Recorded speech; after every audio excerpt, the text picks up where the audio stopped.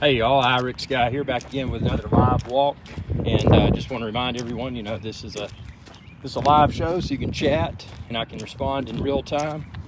Also, you can choose to super chat, a great way to support the channel, as well as checking out my merch, official Irix Guys Adventure Channel merchandise. You can find link below. But yeah, just out here trying to burn some calories, man. Easter Bunny came and brought a bunch of chocolate and Easter eggs and all that. Brought some Natty Light for me.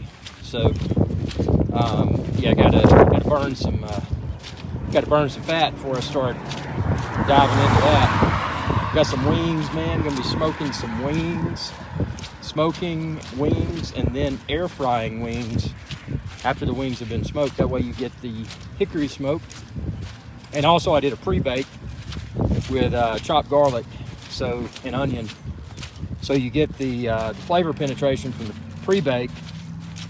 You get the hickory smoke, obviously from the smoke, and then you get the crispiness when they're tossed in the air fryer prior to serving.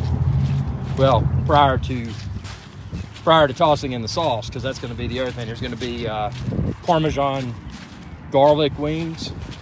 There's going to be naked wings, no sauce, and then there's going to be some buffalo wings.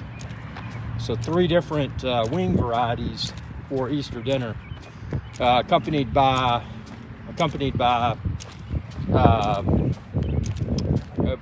am I trying to say? Deviled eggs, and then also some seasoned fries and a turtle pie for dessert. So that's the Easter feast at Irix Guys Adventure Channel. So I got all that in motion, but again, you gotta get out and burn that fat, man. Make room for that food. Make room for that food, dude. So, yep, got a lot of things coming. This is, the live shows. I'm working on a new studio, and again, this is a brick and mortar studio that is going to have a lot more versatility than the current studio. The current studio is, kind of low budget studio. Nothing wrong with it, gets the job done. But the new studio that is being built, the new studio that is being erected is going to be greatly enhanced. The new studio will not only have professional green screen lighting, but it will also have physical sets. So, it won't be all green screen. I mean, it'll be proper lighting with physical sets for the live streams, and that's going to be it's going to be a game changer. I'm 100% convinced. So, yep, got that in motion, and just a bunch of stuff coming to the channel. Again, thank all of y'all again for all the merchandise. I mean, a lot of y'all have been purchasing Irix Guys Adventure Channel merchandise. Not only does that help the channel, but because I get a small commission from the merchandise sold, but it helps to raise awareness. So, even if you just pick up an Irix Guys Adventure Channel sticker, you're playing a part of the big picture. You're helping to raise awareness. When you put that sticker on your car, maybe you get a few stickers. You put one on your car, one on your bicycle, one on your motorcycle, one on your yacht. Wherever you put those stickers, people see them, and that helps. That helps me tremendously. Again, the goal, the short-term goal is 100,000 subscribers. Not a big number, but 100,000 subscribers is a step in the right direction. Right now, just a little bit shy of 85,000 subscribers. So, a little bit over 15,000 to go to get to 100,000. Again, not the stopping there. That's just a miniature milestone, but we're getting close. So, see a bunch of y'all tuning in. What's up? Happy Easter, y'all. Happy Easter. What are y'all cooking for Easter? And did you find any Easter eggs? Did the Easter Bunny avoid you completely? Tell me below. Tell me what you think. That is right. So, just trying to walk out here, trying to avoid traffic. Even in abandoned parking lots and abandoned fields, you can never assume that cars aren't coming your way. People are so distracted while driving now, especially if they've been going after Easter Bunny, They may be distracted. The Easter Bunny came to my studio at about 12:30 in the morning, so that was a surprise, man. Easter Bunny came in, and there was 6 o'clock this morning. There was a tray of food that was eaten, and there was there were pieces of pretzels everywhere. So whether you knew it or not, Easter bunnies eat pretzels. They like the thin pretzel sticks. You try to serve an Easter bunny a big pretzel, you know, the big thick ones or the big doughy ones, they're not going to like that. But the pretzel sticks, Easter bunnies like. So that was an amazing discovery. Posted a video today how to change the battery in a Calico Critters red house, you know, red roof house. You know, how do you change the battery? You know, if your Calico Critters house, if the light doesn't come on, how do you change the battery? Well, watch the video if you're into Calico Critters. You need to know how to do that. But it was quite daunting. Don, hey Irish guy, will Timepiece Gentleman survive his latest setbacks? Don, talk to me, man. Talk to me. So what happened? I haven't followed him. What's his name? Anthony Ferrier or whatever. A wristwatch check. I'm wearing the Apple fitness tracker. Yeah, nothing proper on the wrist. But yeah, so what happened to Timepiece Gentleman, to TPG? You know, I know he had the last time I watched any of his videos is when he did the marketing failure that made it appear his physical storefront was closed up and he just ran off or something. That's the last thing I saw. And after seeing that, I just completely lost interest in any of his content. I liked his videos. Prior to that, I thought the production quality was good. You know, they kind of felt like it was like a Pawn Stars of sorts for wristwatches. I really liked the format. Okay, so tell me about this. So you said, you're talking about TPG, violated probation, deleted his YouTube channels, etc. All happened in the last couple days. So elaborate upon that. Violated probation. Does that mean that the TPG guys? So what does that mean? I mean, so he was, and again, you know, you tell me, y'all tell me. So was he in prison and then he got out of prison and started Timepiece Gentleman? Are you saying that he didn't show up to like see a parole officer or something? What does that mean? Again, I'm not super savvy with the criminal world. So, oh, he tested positive for cocaine. Yeah, that's not good. Well, I remember when I was watching his videos, you know, he was always going to that super expensive steak place to eat, allegedly, within the videos, and it just seemed was still an alcohol and drug monitoring. So does that mean the TPG channel, the Timepiece Gentleman's gone forever? I would assume.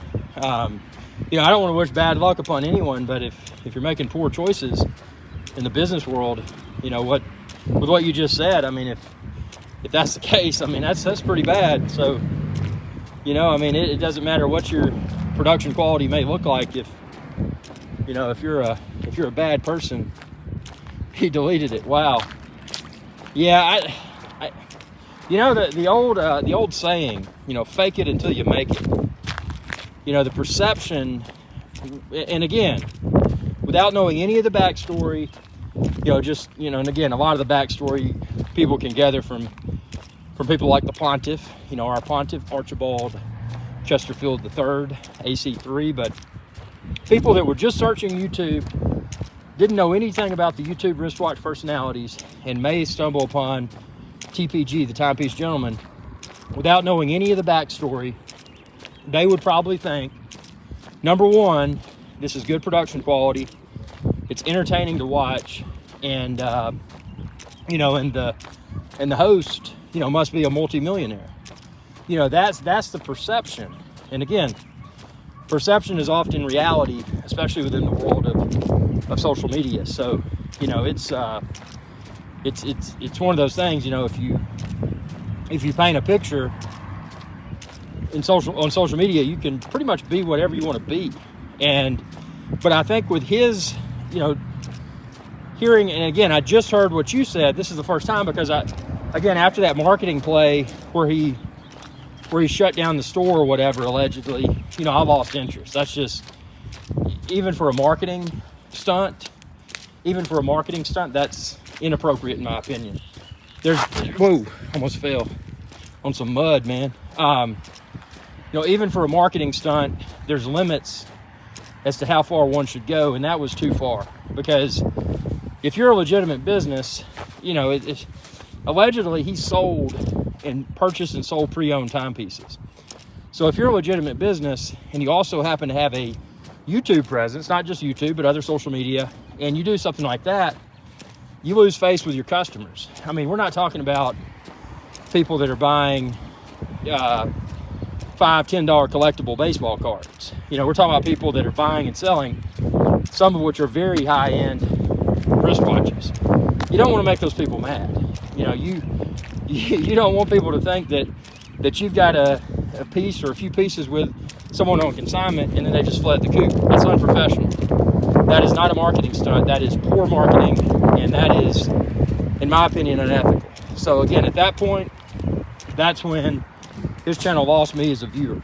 So it's frightening, though. I mean, again, they had good production quality, but his personality, the main dude, I think his name was Anthony, it was just overbearing. It was too much. What's the word they use now? See, I'm an old dude, so I don't really have I have a lot of the current terminology, but I think they call it flex, F-L-E-X. The flex culture, you want to, basically it's the modern word, the modern way of saying that flex culture is the modern way of saying fake it until you make it, pretty much. Let's see, Don says people have posted links to the Dallas, Texas court system website. You can view his current case. I'll check that out. That sounds interesting, man. Hey, it's funny. I'm interested not in the channel anymore. Again, I lost interest in Timepiece Gentleman, TPG, after that first marketing stunt. But I'm interested now in the court case. That's cool. I mean, it's something to research. So I'm definitely going to check that out, man. That is, this is, you never know what's going to come on when you do these live streams, Don. I'm just out here walking and you start talking about one of the has-been wristwatch personalities on YouTube that's just gone, it's got himself in a world of hurt, it sounds like. So that's, wow. Yep, that is interesting. So what, and I haven't, this weekend I haven't kept up with AC3, Archibald Chesterfield III. So I wonder if he's got any coverage about this for this yet. Because he's going to tell it how it is. AC3, I remember when TPG first emerged several years ago, AC3 pretty much called him out. And, pretty much said, I don't want to misquote, but he read, Archibald Chesterfield III read between the lines and knew what was fakery. And I think he pretty much called it out. So now if this, what if this is not real? What if this is another poor marketing strategy? I mean, what you're saying, I'll have to look it up, do your own due diligence. Don, not that I don't trust you, Don, but I always do my own due diligence. Looking at all that, I wouldn't think that someone would be able to fake that type of stuff, with the legal system and all that. It would be hard for someone to fake something like that as another marketing stunt. So I don't know, man. That's just so. And the scary part is people that affiliate with, there were a lot of, and I'm not going to drop names, but there were a lot of perceived as being well-respected wristwatch personalities on social media that were aligned with him. Unfortunately, something that I've that I'm always careful with, try to be. Timepieces for Tomorrow has never been in any way associated with, with them. I didn't have an interest. I mean, I collaborate with Timepieces for Tomorrow, collaborates with Archibald Chesterfield III all the time. I'd like to get some collaborations going with Teddy Baldassar, Jenny L, and a few others. But Don says, yeah, not fake. He has a lengthy criminal history. I went straight to the government website. Cool, man. Sounds like you've done your DD. You have done your due diligence, man. Wow. That is, Well, you piqued my curiosity when I got to go back and smoke some wings, some chicken wings. And while I'm smoking those chicken wings, I'm going to be researching TPG, the Timepiece Gentleman, and what are all the latest stuff, man. That is nuts. But yeah, gotta be careful who you affiliate with on social media, because perception is often reality. And I feel sorry for a lot of some of the collaborations that he had. Nothing wrong with collaborating. Don says, your thoughts on the new Black Bay Pro? Okay, number one, I think it's well executed. I like the old school style Explorer 2 type look. Again, I think the Black Bay Pro is well executed. I like the 39mm case size, but, and there's a big but, I like the 39mm case size, but to have the case thickness or the case height that the Black Bay Pro has for that for a 39mm case size, I feel that it's too thick, it's too tall. Now, if they had created the Black Bay Pro in the Black Bay 58 case proportions, I think that would be great. Allegedly, and I don't know if this is true, but allegedly they didn't, because apparently that movement is too thick to go in a Black Bay 58 style case. So, they kind of lost me right there. Now, what I do like, as far as Tudor's latest releases, yeah, Don, it's hard to say, man. I agree. What do you think? I'll tell you what I think, and you tell me what you think. The Tudor stainless and gold GMT. Now, again, it's the, 41 mil. It's the same size as the Tudor Diet Pepsi, but it uses stainless and gold. Now, cosmetically, I think it looks good. It's kind of like a poor man's root beer, like a Rolex GMT root beer. But the thing I don't like about it, although they use the links that connect to the case are solid gold,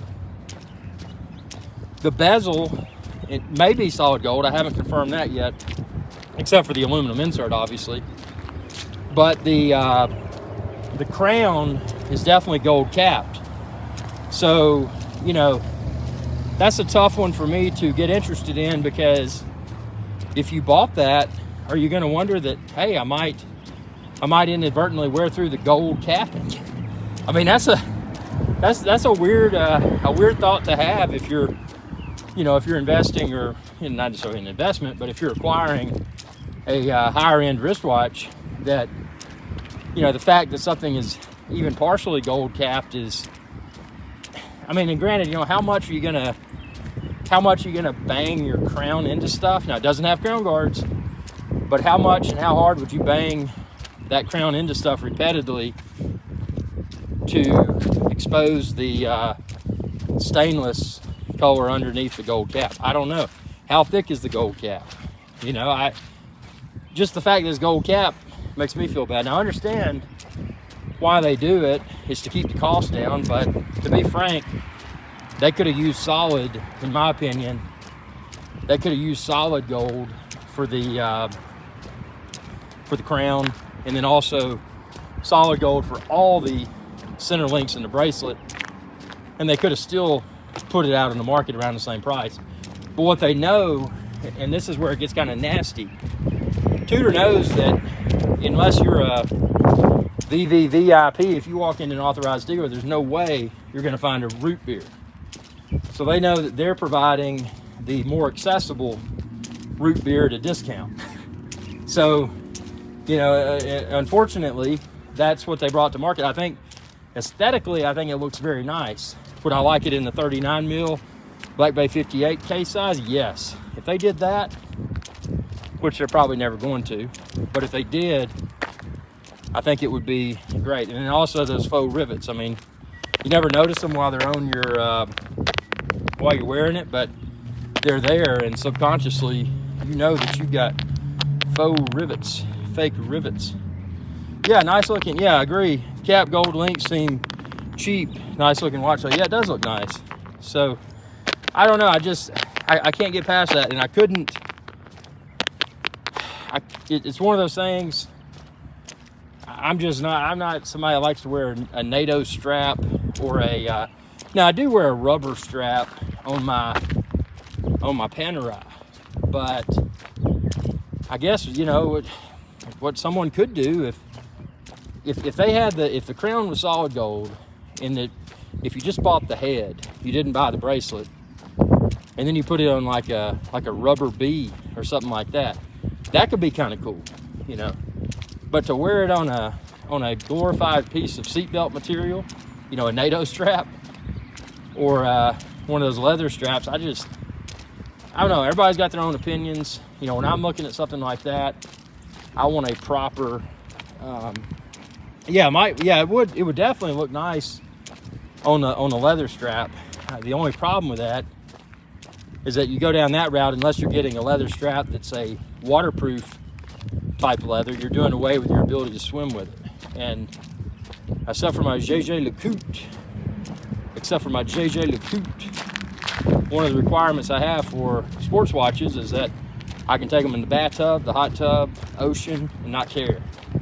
So, you know, with throwing that Diet Pepsi, or Diet Root Beer, we should call it, throwing that Diet Root Beer on a leather strap, you know, you're tossing out the ability to, you know, to wear that. I mean, you could wear it in the water, but who wants to wear leather in the water and ruin the leather? So, but people can do whatever they want to. It's a free world. You know, do what you want to do. But yeah, that, and then of course there were the other releases. You know, you mentioned the Black Bay Pro. Again, that could have been so great, and the fact that it has the T-Link, the Tudor equivalent of Glide Lock, they included that. Also, you may not have noticed, but the clasp on the oh, that's nasty. There's a piece of glass, man. I'll flatten the tire, dude. I don't want to get those tire flat. Throw that over there. But yeah, they did include the T-Link clasp, and they you know, also on the clasp, it's a different design. You got the Tudor shield on the T-Link clasp on the Black Bay Pro. So I really like the Black Bay Pro's bracelet. You know, I think they've done an excellent job with that. But you know,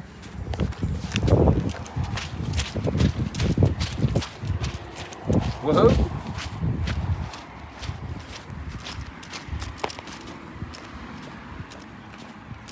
What happened here? My phone says rotate back. Oh, orientation is locked, it says. Y'all still hear me? Huh. That's weird. Yeah, but yeah, they I don't know, man. They need to, I don't know. Right now I'm sticking to the Black Bay 58 and the Tudor inverted Panda, Tudor Chrono. I think that those are both great, but some of the newer stuff I wanted to like, but you know, my thoughts are if you have to convince yourself to like something, then you're never really going to like it because you convince yourself to like it. So, you know, for that reason, there's nothing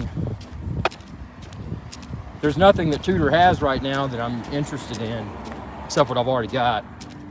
I'd like to like the Pelagos, but the problem with it, and this is pathetic to have to say, but there's a lot of reports of the loom and the Pelagos bezel, or the Pelagos, however you pronounce it, of the loom falling out.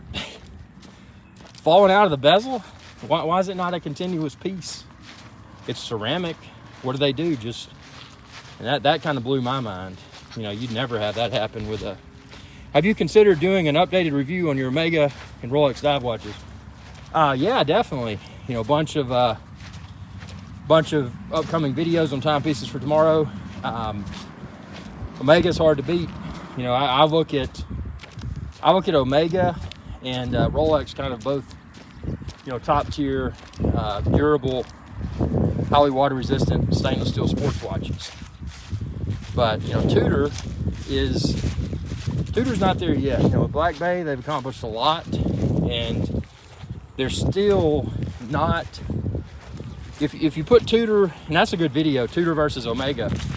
I'm going to film that video. But yeah, if you put Tudor and Omega side by side as a whole, you know, a variety of different references, you're going to find that Omega wins. But the Tudors that do win, you know, I guess the best way to put it is that if you had a pot of Tudors and Omegas, the Omegas are going to be consistently good and highly regarded. The Tudors, you're going to have a lot of one-offs. You're going to have some that are almost perfect, but there's one fatal flaw. Black Bay Pro, for example, too case thick. You know, the case is too tall. You know, just something as simple as that, but destroys what could have otherwise been an excellent decision. And again, these are just my opinions. You know, I don't consider myself to be an expert or a dictator, but I am strongly opinionated. And you know, I'm not going to share an opinion that's not accurate. So again, you know, even though I like Tudor, I don't you know, I don't have to like everything they release. And if I don't like it, I'll tell you I don't like it.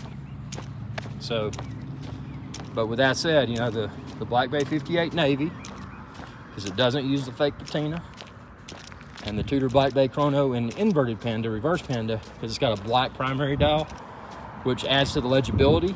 And then also the black primary dial, black visually wears smaller than white.